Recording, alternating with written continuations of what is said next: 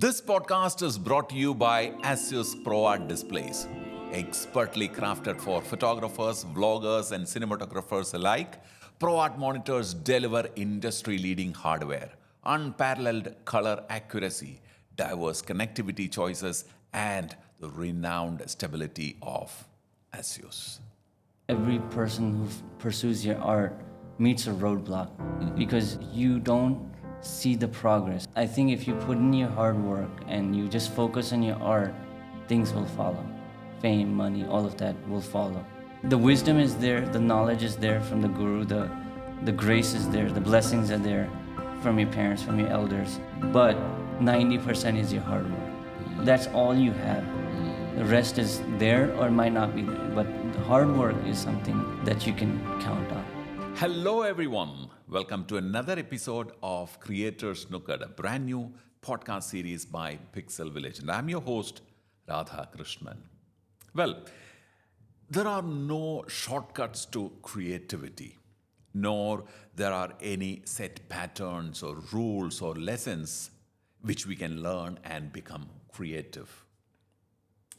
Well, someone said there are possibly as many ways to becoming creative as there are human beings on this face of earth. And that's a complex place to be. So what we do at Creators Snooker is that we sit down with some amazingly talented and successful creators and listen to their creative journey. And hope that from that conversation, we can pick up a few pointers which we can apply in our own lives. In today's episode, we have an unusual guest. Well, unusual because he is a musician. Musicians, I think, are God's favorite creators. I mean, he has personally sent them down to earth so that ordinary mortals like us get inspired. Vinay Desai is an outstandingly brilliant, well, I'm using two superlatives together because he is one. He is an amazing Santoor player. And, well, without wasting any more time, let's dive right into the conversation.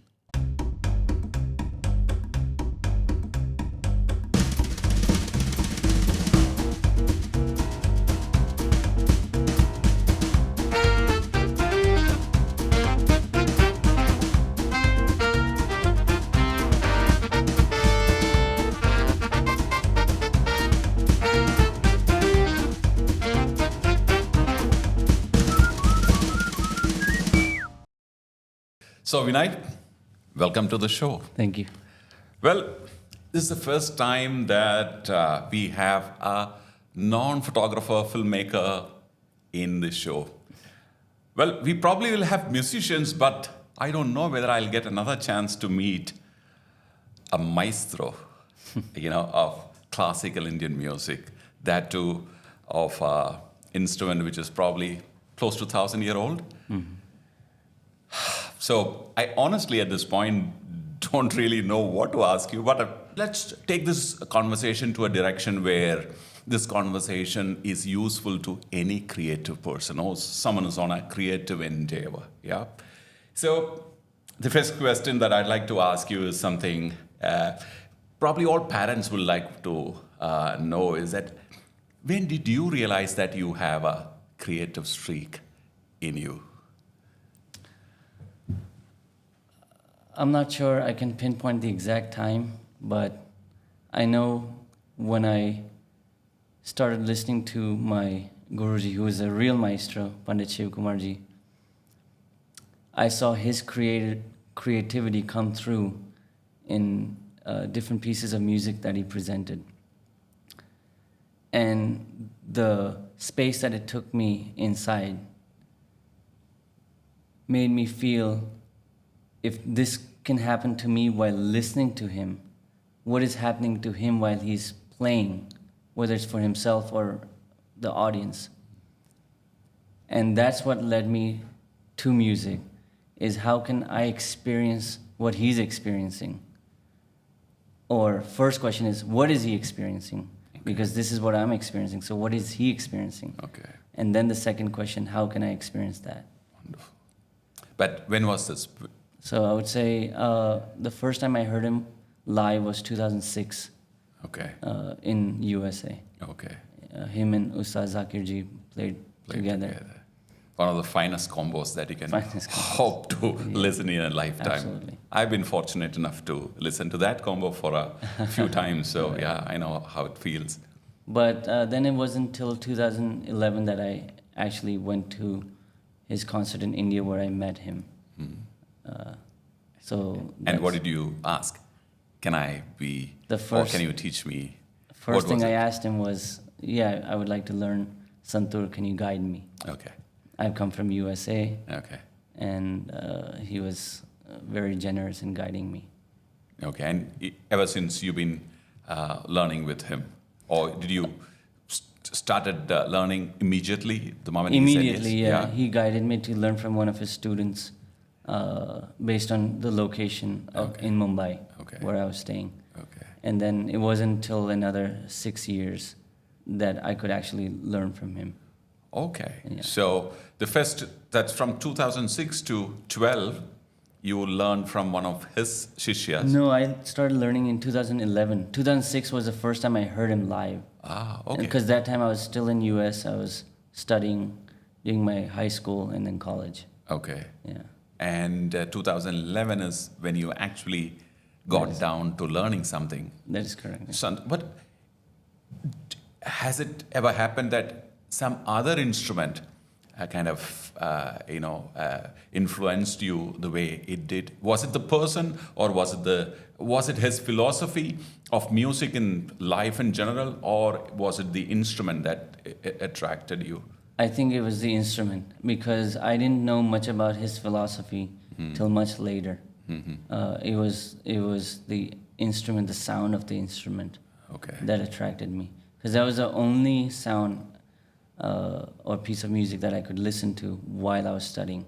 Everything else was a distraction. Okay. But that music I could listen to and still study. Wow. So I felt connected immediately to that instrument.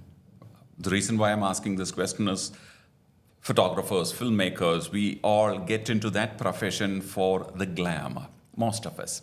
Okay, let's admit that. But when you actually go down that path of actually learning it, sometimes, or at some point you realize that everything is not about the glossiness, or it's real hard, dedicated work. Did you have to go through something like that? I'm sure I'm asking this question so that I am trying to kind of, if I have to borrow this line from another podcaster, it's like trying to unpack your brain and trying to put it into, actionable insights to our audience, who are predominantly photographers, filmmakers, digital content creators. So while there are parallels, classical art form generally needs much more deeper dedication. So how was it like from 2011 onwards? Were you doing a full-time, So I never had the thought of glamour or fame in the beginning. Even that I don't have right now. In the beginning, it was just I wanted to learn that instrument because it attracted me so much that, like I said, I wanted to feel what it feels like to produce that type of music. Because if listening creates such feelings, what can playing it do? So in the beginning, it was just that, still is now. But this is a saying, a gift that keeps on giving. So the more you learn this instrument, or the more you practice, the more you unpack. And it just keeps happening. It's a never-ending process. So I'm not sure I ever had that feeling of glory or fame or such. It was just I just want to keep learning and learning and learning. But when Panditji told me to learn from one of his students, then I took it very seriously, and I dedicated a lot of my time in a day to just practicing that instrument and learning. And it was a year and a half later where I was fortunate enough to go to his house and play everything that I learned in the year and a half. Okay. And that was his generosity to even listen to me I can at understand. his level, I can imagine. to invite me to his house and say, play what you've learned so far. And after listening to me, he said, you have what it takes to pursue Santoor. Amazing. So that was another stepping stone in learning music, where it pushed me to be like, okay, I can do this. Or if my guru sees this in me, then it must be true. And just having that faith. That trust. Yeah. And faith, of course. Yeah, I mean, I've heard about that the guru can really identify, a shishya from a million kilometers, because there is some spark that happens between them, and they know how to pick that person up and kind of, train them and guide them on their path. But do you think creativity, or music for that example? So I always felt that musicians and painters, that especially singers and painters, are specially blessed. Okay, that's not something which an ordinary, mortals like, I cannot really think about becoming one. And I always believe that they are specially blessed, like I said. At any point, did you think that you always had it in you, or was there a moment that you realized that you had it in you? I feel like I'm not as much of a creative person as much as I am in Come on. in working hard, because I don't think music came to me naturally. I started quite late. It wasn't something. I do believe some people are born with a really good ear, pitch perfect ear, and who are generally can pick up things easier than others. But I believe that's just 10% what you should rely on. 90% is your hard work. Okay. And so I feel like I had to work hard. I'm still trying to work hard rather than depend on my creativity. I feel like creativity comes out when I put in the hard work. Like it'll come out on the stage. It doesn't precede something. It No. follows your hard work. Yes. It comes out on the stage in the moment. And when we look at the videos or listen to it again the day after, then it's like, how did that even happen? I can imagine. Yeah. But we've been interacting for the last couple of days now. I also attended the last evening's session. You always came across as a very intense person. Did you cultivate it so that you can concentrate on the art form, or so that you can shut out a lot of noise, or are you like this always? When I'm put on spot, I feel like No, even otherwise, when you're walking or talking, or when you're among friends too, you're like, you very, very, kind of intense, and you always comes across as very intense and No, I very feel like I'm a focused. pretty Yeah. easygoing, Otherwise, very regular. non-intense person. Yeah. Okay. But when I'm, like I said, when I'm put on spot, then I try to hone in my senses a bit and try to focus and give my best. Very interesting anecdote. I've heard about Brazilians. They're very good with football, of course. And one of their tasks for getting selected in the team is to run 100 meters under 10 seconds. Yeah. So the Brazilians will say that, look, I can do that, but can't do it without a ball, to run with. Probably, I find some similarity here, because once you are on that spot with that instrument, and then without which you're a regular person, is what you're trying to say. Wonderful. And how much time did you train? I mean, I know that you train more than 12 hours a day? Initially, yeah, I did. Yeah. Okay. In the first couple of years, I would sit for 12 hours. And how's your typical day looks like? I mean, when you are, of course, if there is a concert, if there is a concert that's coming up, then you practice, which is understandable. But how's a typical day looks like in your life? I actually practice at nighttime because in the daytime I'm doing my other tasks. Okay. So it's not till nighttime around 10 o'clock that I actually have time to sit and practice. And then I go till 10 to 1 or 10 to 2, 3, 4 hours. And I put in that much time at nighttime.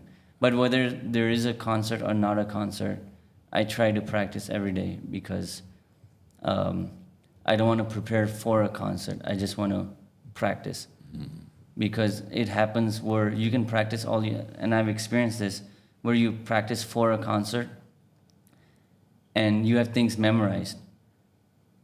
And everybody does in the beginning. But then you forget it on stage because you're nervous or something. Then you have no idea what to do. Yeah. But if you just practice and you don't have things prepared as such, you're just practicing, then no matter what the situation is, you'll be able to play. Okay. So that's how I take my practice. I don't really prepare for concerts. I just practice the music and music. And so the practice is, I mean, like the good old saying, practice makes you perfect. And it's you're reiterating that that's true. And you are not really giving too much benefit to you being originally creative. I mean, you don't. Well, I think, like I said, everybody's creative in their own way. I do feel that. In fact, I say that. Sorry to cut you there. Yeah. I mean, the reason, dear Sra, the reason for existence of this podcast is just that. I believe that even a taxi driver or a lift operator can be creative if they want to be. Yeah. Otherwise, it can. But I just feel you shouldn't rely on your creative side to get somewhere in life or to learn an art. Because that is something either you're born with or your brain is able to come up with things on the spot.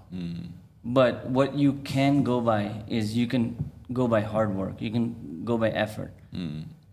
Because, in the Indian tradition, especially on the spiritual path, they'll say, you have God's grace or the Guru's grace or wisdom or knowledge as one wing, and hard work is another wing, so 50-50. 50-50. But in my experience, I think it's 90-10.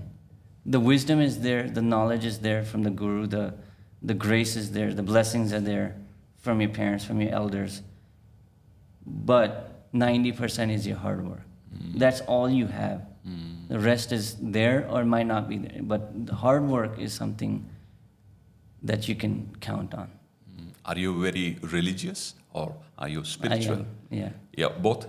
I would say spiritual. You're more Not spiritual. religious. I mean, that's what I felt. Yeah. You're more spiritual than religious. You're ritualistic when it comes to practice. I mean, that's where you want to go in there at that time, sit down and spend that 4 hours, 5 hours every day. That's ritual. Yeah.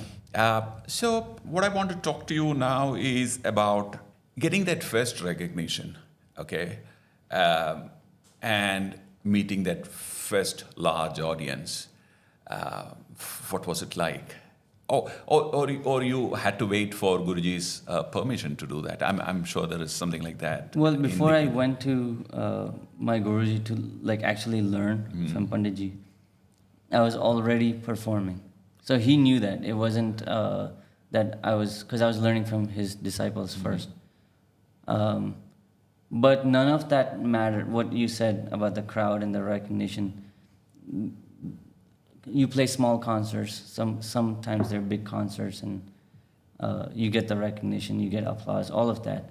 But what I remember at all times is sitting in Guruji's room, practicing, or playing something for him and his son Rahulji were there appreciating what I had practiced over the years. That must have been a moment. So it was just 3 of us. That moment is etched in my brain, in my soul. It's like in the ethers. Nothing can change that. Nothing can replace that feeling. Absolutely.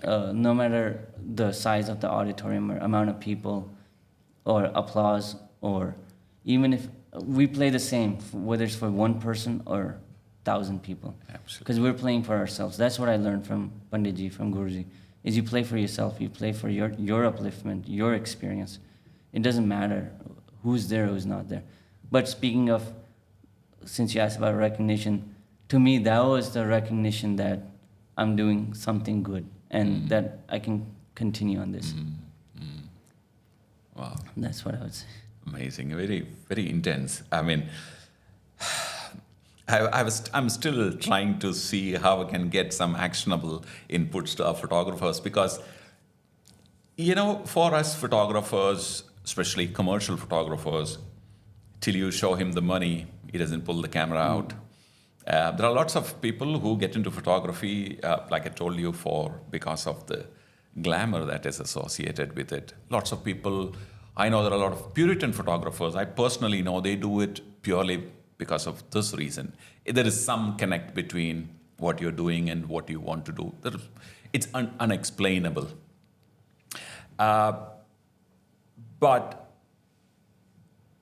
is it really possible to kind of have, in this current highly commercial market economy, is it possible to live like that? I'm just asking probably a dumb question, where you think the art is more important and probably money and fame is not. Absolutely. Or is it something that you will believe that will follow? I think if you put in your hard work and you just focus on your art, things will follow. Fame, money, all of that will follow. And if it's meant to be, if it's not meant to be, if something is not meant to be yours, you'll never have it. But how do you realize that whether it is meant for you or not? I think it goes back to the comment where all you have is your hard work, and you keep putting that effort, you keep walking that path. It's like if you see a duck on the water, Okay. you think he's stationary. No, he's but always he's pedaling. Yeah. He's treading the water. So you have to, that's all you have. You keep treading the water. You keep following your heart. You keep following the art. And things, if it's meant to be, things will happen. And So the trick is to stay the course. you must. Because if you go after fame or glamour, you're going to sacrifice your practice, your love, but if you stay the course, things will follow. So that leads to the next question. How do you manage your family profession? How do you manage your time? Because as I understand that this requires a lot of time input. How do you manage that? Well, they're the ones who Sorry? they're the ones who suffer because they don't get enough time with me. Exactly. So how do you do that? It's hard. It's not hard. easy. It's not easy. Yeah, it's not easy. My wife and my baby's only 10 months old. But I know that I must spend more time with them. But it's not possible because I'm also focusing on my art, on music. But it's hard to balance both. I know it's hard, so I don't want to continue that conversation. But I'd like to ask, now you're on a century every match kind of like a run that you're having, and suddenly you hit kind of a wall and you can't make any progress, and things become very difficult for you. I know every creative professional will get into that kind of spot at one. Well, if you're lucky, you'll get to that spot very, very few times in life. But have you ever got into a place where you said, kind of a burnout, or a place where you think that I don't know what to do next? Have you ever felt that kind of a? I think absolutely. I think every person who pursues your art meets a roadblock because you don't see the progress, because your progress in the beginning is very exponential, and then it kind of becomes linear, kind of plateaus, and then you have breakthroughs. You're practicing a lot on one thing, but it's not coming, and then one day you wake up, it's there after a couple of years or whatever, and you break through and you're happy, and then again you meet a roadblock, and then it just plateaus. After a while, it's just like there's no progress, there's no movement. So what do you do at that kind of situation? The reason why I'm asking is this is something photographers face, filmmakers face, and they have this exponential growth first, and then they plateau, and some of them will decide to call it a day and quit and start doing something else. But in your personal opinion, what should someone do? What do you do when you get into a situation like that? There's a bit of fear that's associated with it as well, which is if I don't do it, I'm not gonna plateau. I'm gonna go right back down. Oh yeah. In my progress, because it's almost like you practice one day, you move an inch, maybe, or you just stay there. But you don't practice one day, you fall back 10 steps. Yeah. So that fear or that knowing that that's going to happen is what also motivates us to practice, is maintaining that, maintaining what you can do. A lot of it is muscle memory. Musicality is your creativity. They'll come through later. But the precision, the speed, the clarity, all of that is associated with your muscle memory. So if you don't practice, you lose that memory. Your body loses that. Your body loses that flexibility, and you're unable to play like that. So knowing that also keeps us motivated to practice. Wonderful. I think this conversation is becoming a bit too serious. I think let's segue and let's try to make it a little lighter. When we start practicing or preparing, not practicing, preparing for a shoot, we have a idea in mind, and we try to we make our sketches and we plan for the shoot and the day of the shoot. Well, we'll be really happy if we manage to get it, but there are times when we are happy, a client is not. Sometimes client is extremely happy, but I know where I have messed up. Do you see any parallel in your field of let's say creativity? Let's say a live concert for that matter. Absolutely. Yeah. Absolutely. So, in Indian classical music, you really should not have anything prepared, as we kind of discussed. You have... Not even you will decide the raga that you would like to play? Usually not till like the day of or day before, perhaps. Sometimes right during the concert, based on the mood that you're in, the mood that the audience is in, the time of the day. It happens where the concert might start at 6, or it says it'll start at 6, but it starts at 8. Then you play a different rag because the mood has changed. It's completely different. Now the sun was setting, now it's dark. So absolutely, I need to have a different set of lights now. Absolutely. So the mood changes, and so the music changes. So in the beginning, when you perform, things are rehearsed and fixed, but later on you don't. But going back to how you feel with the clients, it's happened where you play something and you're totally happy with what you've presented, and the audience is showing no reaction as such, as something that you would like them to be. You always look for that feedback. Yeah, that might not be there. And that's okay. In fact, that's more preferred than you playing something that was not so good, but the audience liked it. In my opinion, I would prefer that I like it first. Okay. Because you want to do justice to the art. You want to do justice to your teacher's art. You want to do justice to that knowledge that has been given to you because you're a caretaker of that knowledge. So you're always in this mindset of doing justice to it, because you don't want to cater to the audience at all times. You want to cater to the music. Why should we adjust to the audience or the clients? We should educate them so that they adapt to what we feel, or adapt to how the music should be, or how our teachers have taught us to play. Okay, that's a very interesting experience. But you're talking about following a certain set pattern that you've learned from your guru, or that parampara.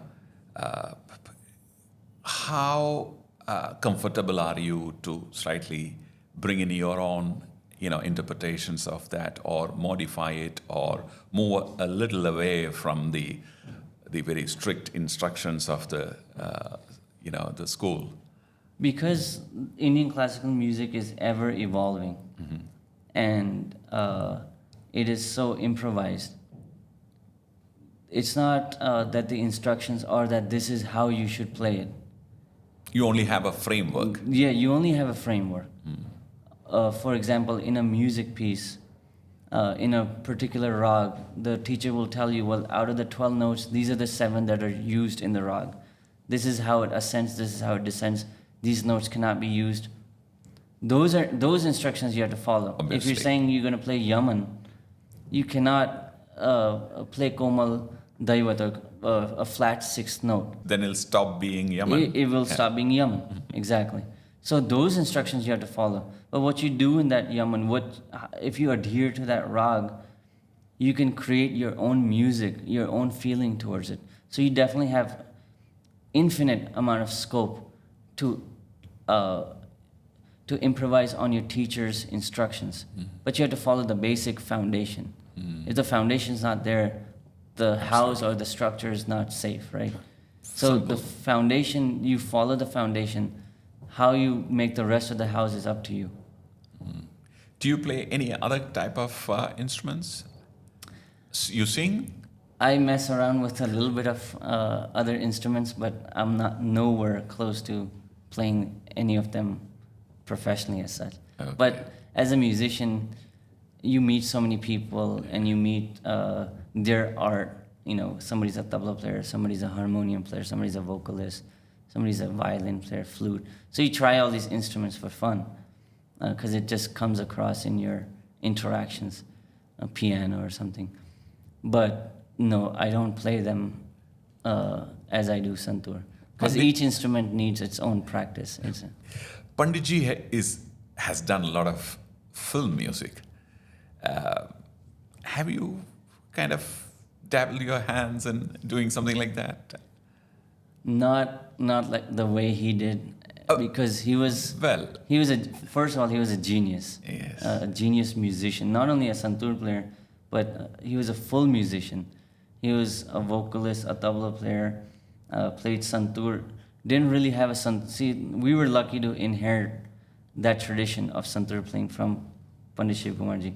He didn't really have anybody. All he had to rely on was his knowledge of vocal music and his tabla or rhythm knowledge, and how to put that music on that Santoor, which took him close to 20 years to figure out and present something.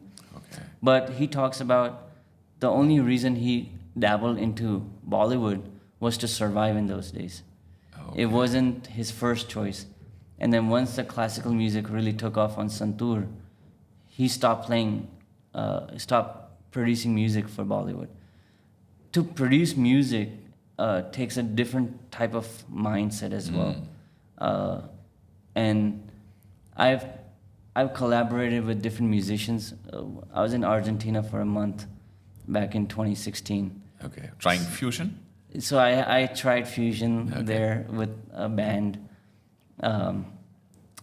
We have played like some music for different tracks, but I don't think I can characterize that as I've given music to anybody as such. It's more like a collaboration and just playing with them rather than coming up with music. So no, I have not.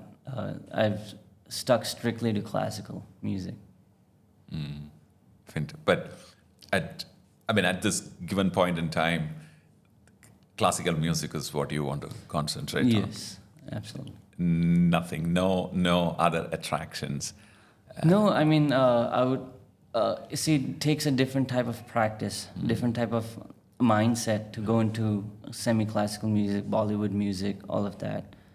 And so, what it will do is it takes away from the classical music.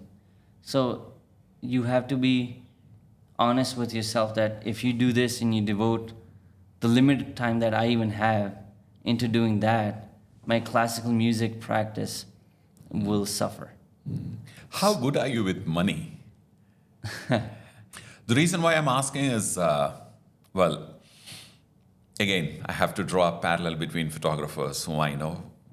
I'm a typical example. I've done that many times in the past. You work, I mean, there is one season that went really well. You of course, you made a lot of money, and you start buying new gadgets because there is one getting released every other day, and everything is equally, inviting.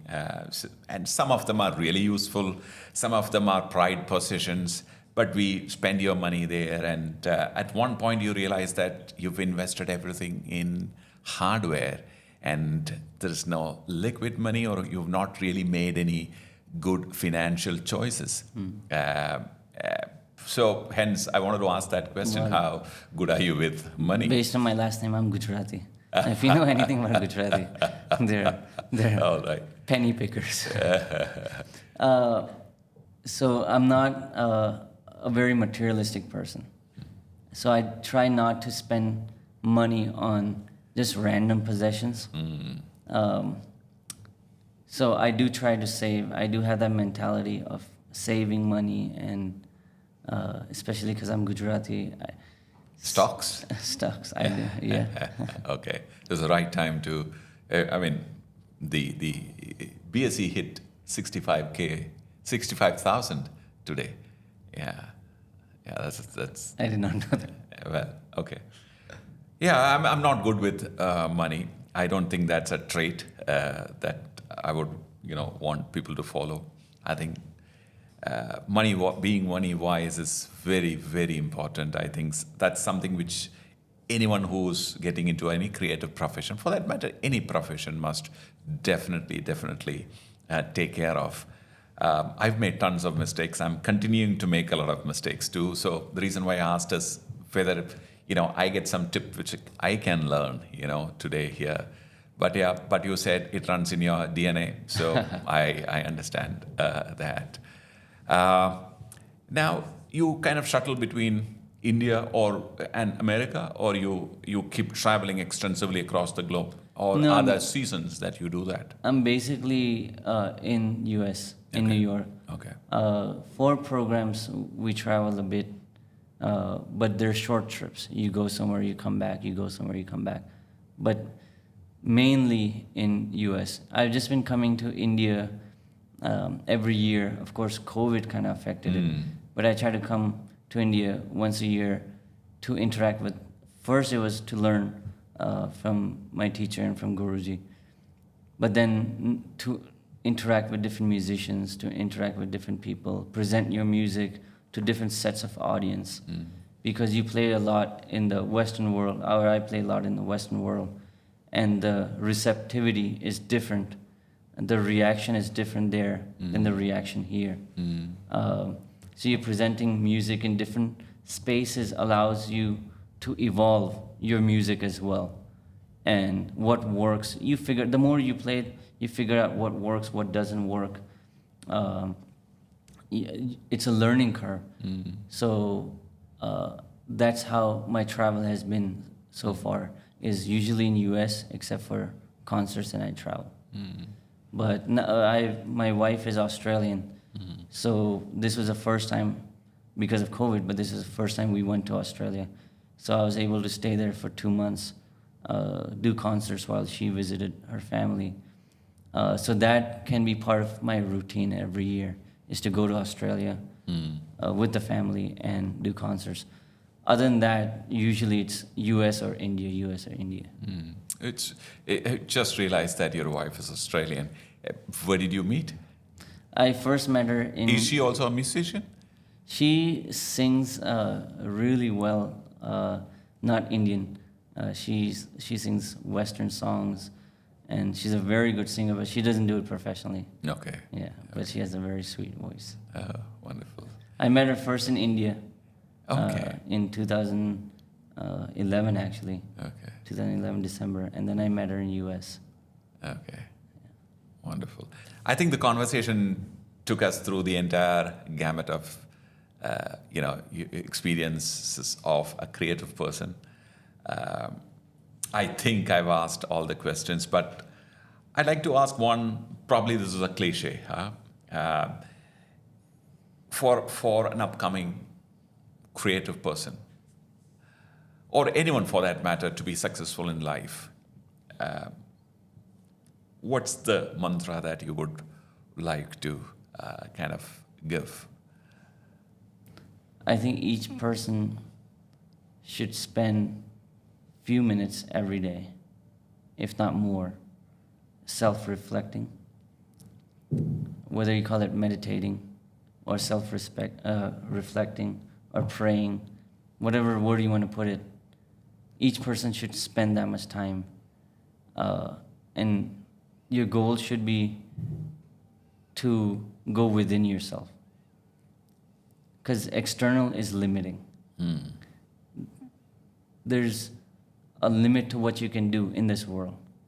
But going within, there's no limit. What kind of peace you find within, it's ever new. So if each person can do that, success is, it's just a word. A person is successful because, okay, what is success? Maybe you have $10 million, that makes you successful, okay? But that's just a word that is labeled, that you feel or others feel about you, like, oh, he's successful, she's successful.